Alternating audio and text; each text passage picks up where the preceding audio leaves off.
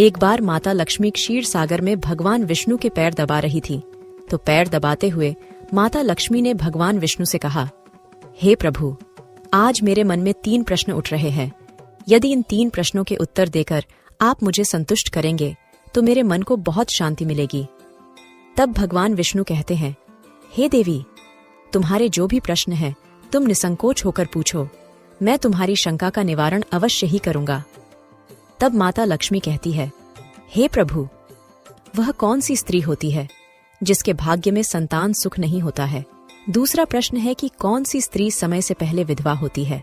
और मेरा तीसरा प्रश्न है कि कौन सा श्रृंगार करने से स्त्री को स्वर्ग में स्थान प्राप्त होता है?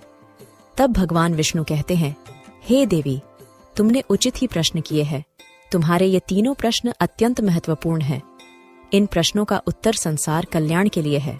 जो भी मनुष्य इन्हें ध्यान से सुनता है उसे पृथ्वी लोक पर संपूर्ण सुख प्राप्त होते हैं और मृत्यु के बाद उसे मरे लोक की प्राप्ति होती है। भगवान विष्णु देवी लक्ष्मी से कहते हैं, हे देवी, आज मैं तुम्हें एक अत्यंत पवित्र कथा सुनाता हूँ। इस कथा के माध्यम से तुम्हारे सभी प्रश्नों का उत्तर तुम्हें प्राप्त होगा, लेकिन तुम्हें इस कथा को ध्यान से पूरा सुनना होगा। इस कथा को कभी आधा अधूरा नहीं सुनना चाहिए। इस कथा में समस्त संसार का कल्याण छिपा हुआ है। जो भी इस कथा को ध्यान से पूरा सुनेगा उसके मैं 32 अपराध क्षमा करता हूँ। तब देवी लक्ष्मी कहने लगी, प्रभु, मैं आपको वचन देती हूँ कि इस कथा को मैं पूरे मन और लगन से सुनूंगी। आप कृपया उस कथा को आरंभ करें। तो दोस्तों, आप सभी से एक विनती है कि आप भी इस कथा को पूरा जरूर सुनें। इसे आधा अधूरा सुनना पाप माना जाता है। कथा शुरू करने से पहले कमेंट में जय मां लक्ष्मी और जय श्री हरि विष्णु अवश्य लिखे। साथ ही वीडियो को लाइक करना न भूले। तो चलिए आरंभ करते हैं। भगवान विष्णु कहते हैं, हे देवी, एक समय की बात है। मध्य देश में एक छोटा सा नगर था। उस नगर में एक सेठ रहता था। उस सेठ के 2 पुत्र थे और सेठ के दोनों बेटों का विवाह भी हो चुका था। सेठ के घर में किसी चीज की कोई कमी नहीं थी, किंतु सेठ की पत्नी का स्वभाव अत्यंत दुष्ट था। सेठ की पत्नी और सेठ के बड़े बेटे की पत्नी दोनों का ही स्वभाव दुष्ट था। सेठ की पत्नी अपनी बड़ी बहू का तो बहुत लाड प्यार करती थी, किंतु छोटे बेटे की पत्नी के साथ बुरा व्यवहार करती थी। घर की सबसे छोटी बहू अर्थात छोटे बेटे की पत्नी बहुत अच्छे स्वभाव की, ईश्वर पर श्रद्धा रखने वाली पतिव्रता नारी थी। वह अकेले ही घर का सारा काम किया करती थी और गृह कार्य में दक्ष थी। इतना अच्छा स्वभाव होने के बावजूद भी उसकी सास उसके साथ बुरा व्यवहार करती थी, उसका हमेशा अपमान करती थी। इसके पीछे का कारण बस इतना था कि बड़ी बहू को एक पुत्र था और छोटी बहू ने पुत्री को जन्म दिया था। पुत्री को जन्म देने के कारण सेठ की पत्नी अपनी छोटी बहू को बार बार ताना मारा करती थी, लेकिन वह बेचारी कर भी क्या सकती थी। जो भाग्य में लिखा होता है उसके साथ वही होता है। भगवान विष्णु कहते हैं, हे देवी, अब मैं तुम्हें छोटी बहू की कहानी सुनाता हूँ। इससे तुम्हें पहले प्रश्न का उत्तर प्राप्त हो जाएगा कि कौन सी स्त्री को पुत्र प्राप्ति नहीं होती है। हे देवी, सेठ की जो पत्नी थी वह पहले से ही दुष्ट और कुटिल स्वभाव की थी। उससे उसकी सास भी परेशान थी। सेठ की पत्नी अपनी छोटी बहू को सबसे ज्यादा दुख देती थी। छोटी बहू का नाम था सुकन्या और सुकन्या को सताने में उसकी सास को बहुत आनंद आता था। सुकन्या बेचारी रोज सुबह ब्रह्म मुहूर्त में जागकर अपने घर के काम करती थी और दिन भर काम करने के बाद उसे रात्रि को ही सोने को मिलता था। इतना होकर भी सेठ की पत्नी अपनी छोटी बहू से द्वेष करती थी। जब छोटी बहू झाड़ू लगाती तो उसकी सास आकर उसे ताना मारती थी कि तेरे हाथ में जान नहीं है क्या? तू जल्दी जल्दी झाड़ू लगा, मैं मंदिर जा रही हूँ। मेरे लौट कर आने से पहले तू भोजन बनाकर तैयार रखना और आते ही मैं उस भोजन को ग्रहण करूंगी। और सुन, अन्न का एक दाना भी बर्बाद ना हो पाए। बेचारी सुकन्या चुपचाप अपनी सास का अत्याचार सहन करती थी और उसकी सास की हर आज्ञा का बड़ी ही विनम्रता से पालन करती थी। फिर छोटी बहू खाना बनाते हुए सोचने लगी कि मैं घर का इतना काम करती हूँ, लेकिन फिर भी मैं चैन की सांस नहीं ले पाती हूँ। मेरी सासू माँ किसी न किसी बात को लेकर मुझे ही ताना मारती रहती है। पता नहीं कब उनकी ताना देने की आदत जाएगी। सुकन्या इतना सोच ही रही थी कि तभी घर के दरवाजे पर खटखटाने की आवाज सुनाई दी। छोटी बहू ने सोचा, अभी तो भोजन तैयार भी नहीं हुआ है, लगता है मेरी सासू माँ आज जल्दी लौट आ गई, अब वह फिर से ताना मारेगी। तब सुकन्या ने दरवाजा खोला तो उसने देखा कि द्वार पर एक सन्यासी खड़ा हुआ है। वह सन्यासी सुकन्या से कहने लगा, बेटा सदा सुहागिन रहो, तुम इस सन्यासी के लिए कुछ भोजन का दान करो। हे पुत्री, मुझे बड़ी भूख लगी है। तब सुकन्या ने सोचा, अगर मैं इस सन्यासी को भोजन करा दूं और इतने में मेरी सास आ गई तो मेरी खैर नहीं। कुछ देर तक विचार करने के बाद सुकन्या ने सोचा, यदि मैं सासू माँ के ताने के डर से इस सन्यासी को भोजन नहीं कराऊंगी तो मुझे महापाप लगेगा, मेरा सारा पुण्य नष्ट हो जाएगा। इतना सोचकर सुकन्या ने उस सन्यासी को घर के अंदर बुला लिया।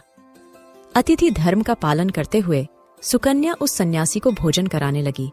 उतने में ही उसकी सास घर पर आ पहुंची और उस सन्यासी को घर के अंदर भोजन करते हुए देखकर उसे बहुत गुस्सा आ गया। वह चिल्लाते हुए सुकन्या से कहने लगी, यहाँ पर क्या किसी प्रकार का भंडारा या दावत नहीं चल रही है, जो तो राह चलते भिखमंगों को घर में बिठाकर खिला रही हो।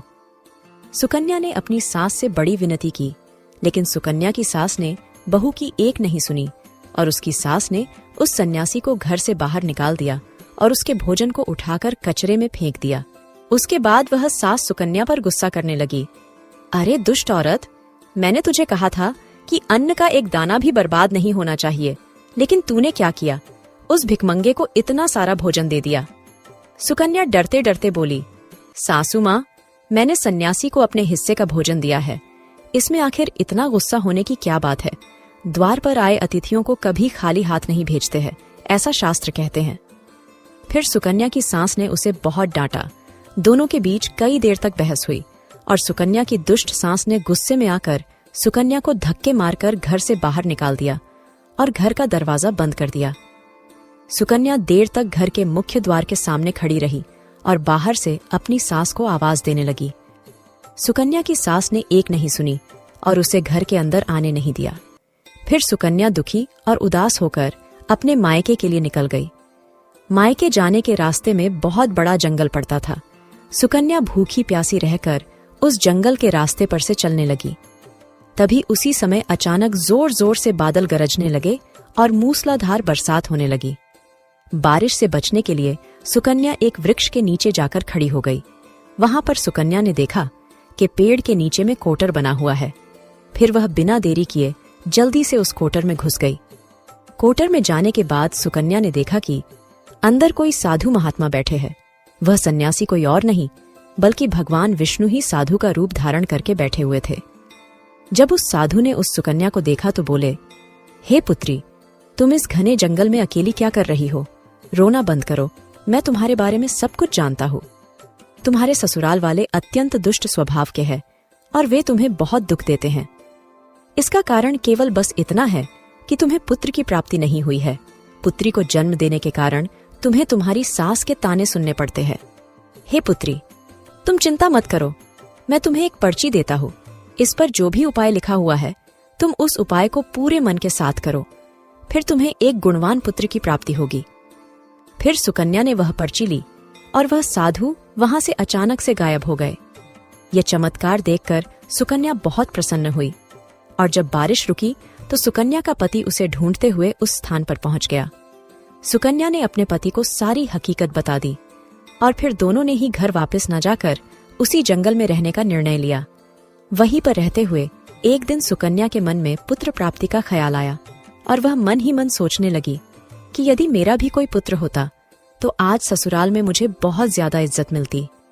तभी सुकन्या को उस साधु के द्वारा दी गई पर्ची की याद आ गई और फिर जब उसने वह पर्ची खोलकर पढ़ा तो उसने देखा कि जो स्त्री पुत्र प्राप्ति की कामना रखती है उसे रात्रि में अपने पति की बाईं तरफ सोना चाहिए।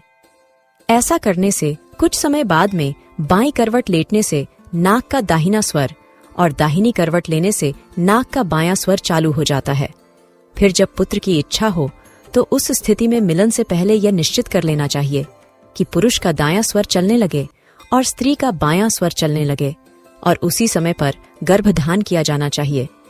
ऐसा करने से निश्चित ही पुत्र की प्राप्ति होती है। इसके विपरीत नाक के स्वर चलने से पुत्री की प्राप्ति होती है। उस पर्ची में आगे लिखा हुआ था कि मासिक धर्म शुरू होने के बाद पहले 4 दिनों में पुरुष के साथ मिलन करने से पुरुष को रगड़ता प्राप्त हो जाता है और 5वीं रात्रि में मिलन करने से पुत्री की प्राप्ति होती है तथा 6ठी रात्रि में मिलन करने से पुत्र रत्न की प्राप्ति होती है। 7वीं रात्रि में मिलन करने से वंध्या पुत्री होती है। 8वीं रात्रि में मिलन करने से बलशाली पुत्र की प्राप्ति होती है। 9वीं रात्रि में मिलन करने से सुंदर कन्या की प्राप्ति होती है तथा 10वीं रात्रि में मिलन करने से विद्वान और अति श्रेष्ठ पुत्र की प्राप्ति होती है। 11वीं रात्रि में मिलन करने से सुंदर आचरण वाली कन्या प्राप्त होती है। 12वीं रात्रि में मिलन करने से गुणवान पुत्र होता है। 13वीं रात्रि में मिलन करने से लक्ष्मी स्वरूपा पुत्री होती है। 14वीं रात्रि में मिलन करने से गुणवान, बुद्धिमान तथा बलवान पुत्र होता है। फिर सुकन्या ने मासिक धर्म के बाद 14वीं रात्रि में अपने पति के साथ मिलन किया और उसके बाद गर्भ धारण किया। फिर दूसरे दिन सुकन्या का पति जंगल में लकड़ी काटने के लिए चला गया और सुकन्या घर पर पड़ी रही। फिर अचानक से तेज तूफान आया और सुकन्या की झोपड़ी उड़ गई। फिर सुकन्या दौड़ती हुई उसी पेड़ के कोटर में जाकर रुक गई जहां पर उसे वह साधु मिला था। सुकन्या वहां अपने पति की राह देख रही थी कि अचानक वहां पर 2 राक्षसी आ गई। वह राक्षसी अत्यंत मायावी थी। फिर उन्होंने उस कोटर के साथ पेड़ को उड़ाकर एक ऐसे स्थान पर चली गई जहां पर बहुत सारा सोना था। जब सुकन्या ने यह दृश्य देखा तो वह चौंक गई। सुकन्या पेड़ के कोटर में ही छिपी रही। जब वह राक्षसी भोजन की तलाश में गई तो सुकन्या ने उस स्थान पर से बहुत सारा सोना उठा लिया और उसे कोटर में भर लिया।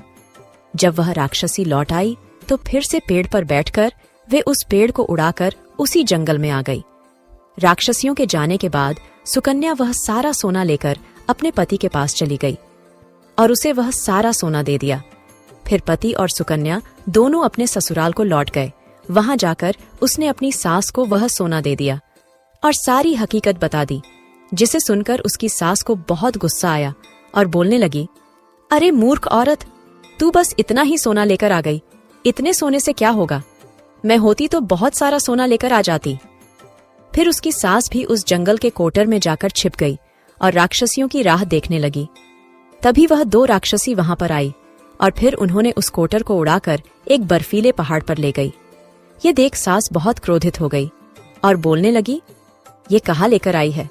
यहाँ तो बस बर्फ और मिट्टी है। तभी उन राक्षसियों ने उसकी आवाज सुनी और देखा तो एक बूढ़ी औरत पेड़ के कोटर में छिपकर बैठी है। फिर उन्होंने उस सास को बाहर निकाला और उस बर्फीले पहाड़ पर फेंक दिया।